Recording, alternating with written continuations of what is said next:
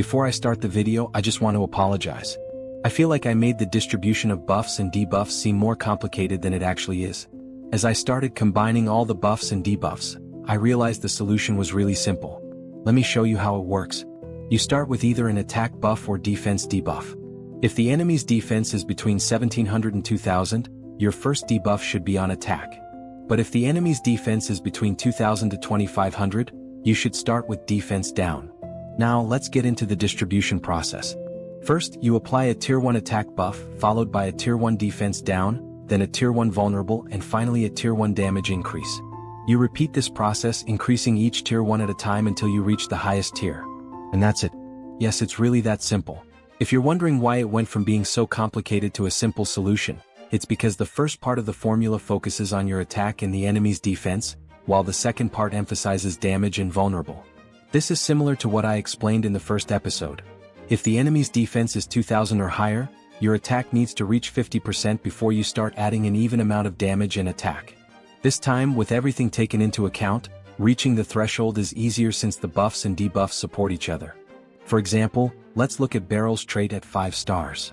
She receives a 25% attack increase, and if we also factor in the 12% attack increase from her resonance, she starts the battle with a 37% total attack increase.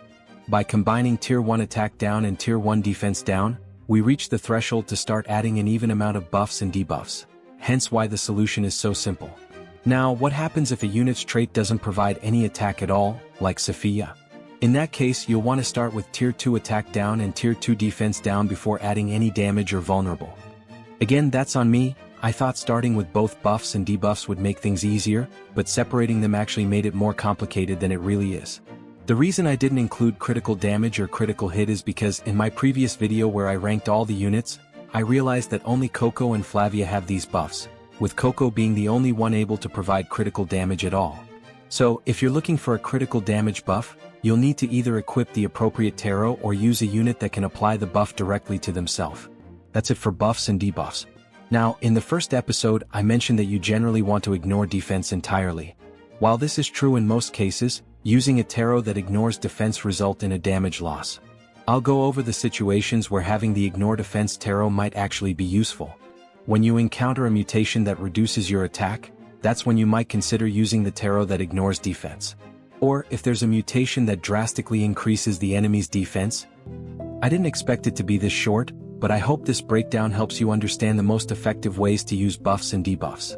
Even though the solution was pretty straightforward, I still managed to make it confusing for no reason. So, does that make the last 2 episodes pointless? Not really. In a previous event called Voyager of Discovery, Agatha had a buff that made her completely immune to all debuffs, so the explanation in my first episode where I focused solely on buffs still comes in handy. I haven't seen a mutation or stage where you're unable to buff your own unit, so the episode 2 that focused only on debuffs might seem less useful. With this we conclude the series.